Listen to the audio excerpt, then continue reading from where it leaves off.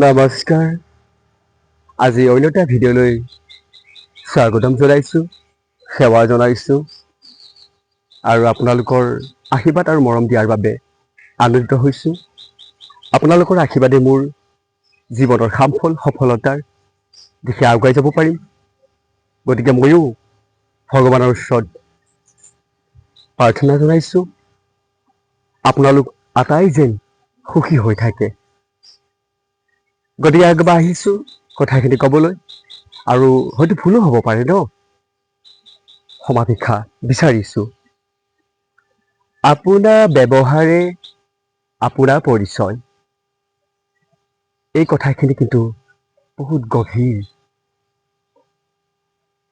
এই গভীৰতা ভাষাৰ আপোনালোকক বুজাবলৈ মোৰ শক্তি নাই। তথাপিতো ঈশ্বৰে মোৰ হৃদয়ত থাকি অকণমান কৃপা কৰিছে, আৰু সেই কৃপাৰ আপোনালোকে সেই শক্তিটো দিছে।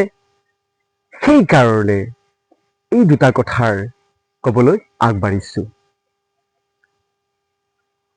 কোনোবাই এই বস্তুখিনিৰ ওপৰত মাত মাতিবলৈ বা ল'বলৈ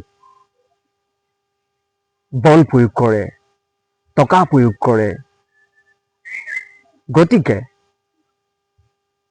এই কথাখিনি ব্যৱহাৰ কৰোঁতাজন বা আখৰে পালন কৰি যোৱাজন, তেওঁ কিন্তু বলো প্ৰয়োগ নকৰে, টকাও প্ৰয়োগ নকৰে। সেই ৰাস্তাত তেওঁ আগবাঢ়িবই, আৰু সেই ৰাস্তাত আগুৱাই লৈ যোৱা গৰাকীজনে হৈছে ভগৱান।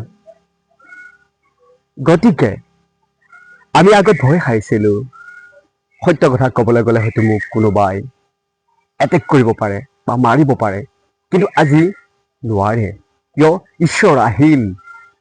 ঈশ্বৰে মোৰ হৃদয়তো বহি আছে, আপোনালোকৰ হৃদয়তো বহি আছে, আৰু সকলোতে ব্যাপক হৈ বিৰাজ হৈ এই দৃশ্যমানখনত ঘূৰি আছে। এনি টাইম, ফাষ্ট, এডভান্স, চুপিং পাৱাৰ। গতিকে অৰ্ডাৰ, আমি যদি আন কাৰোবাক দিছ ইজ মাই অৰ্ডাৰ, এজন SP হয়, DSP হয়, মেজিষ্ট্ৰেট হয়, এইখিনি কৰিছোঁ, কিন্তু ঈশ্বৰক এই অৰ্ডাৰ কোনো দিব নোৱাৰে। নিজেই অৰ্ডাৰটো নিজেই লয়।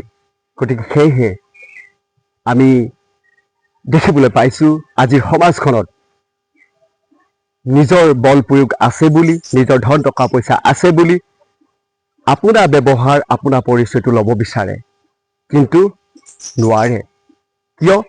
সেই সৰুজনৰ লগতহে ঈশ্বৰে দিছে, আৰু সেই সৰুজনেহে এই কথাখিনি প্ৰয়াস কৰিছে বা প্ৰকাশ কৰিছে।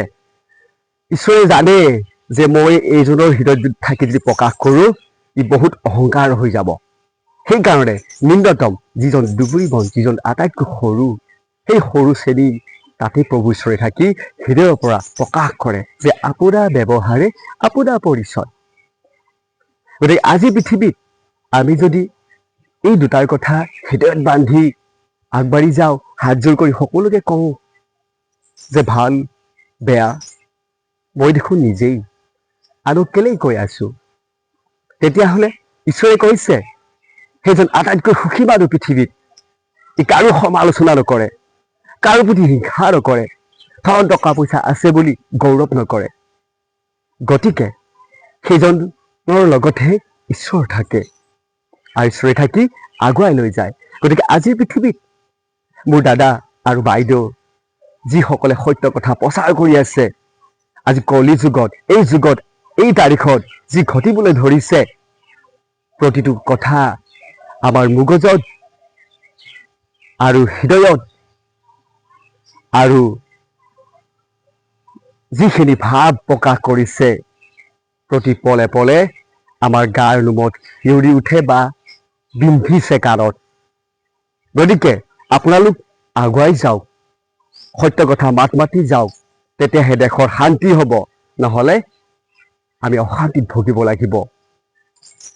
গতিকে ঈশ্বৰ আপোনালোকৰ লগত সদায় আছে। যেনেকৈ আপোনাৰ চাহটো লগতে থাকে, ঈশ্বৰেও আপোনাৰ লগত থাকে। ঈশ্বৰৰ শ্ৰীমুখৰ বাণী।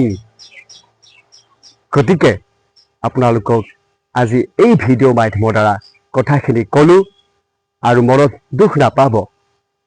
এই পৃথিৱীত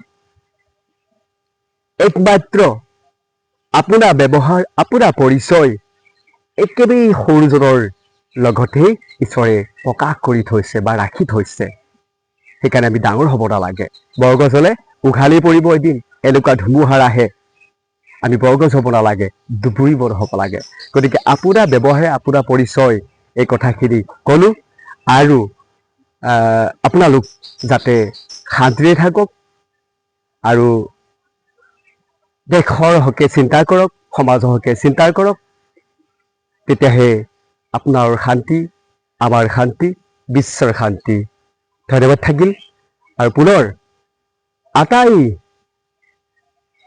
ক্ষমা জনাই ভগৱানৰ ওচৰত প্ৰাৰ্থনা কৰিছোঁ আপোনালোকক ভগৱানে আনন্দময় হিচাপে সদায় সুখত ৰাখে। ধন্যবাদ থাকিল আৰু বিদায় লৈছোঁ।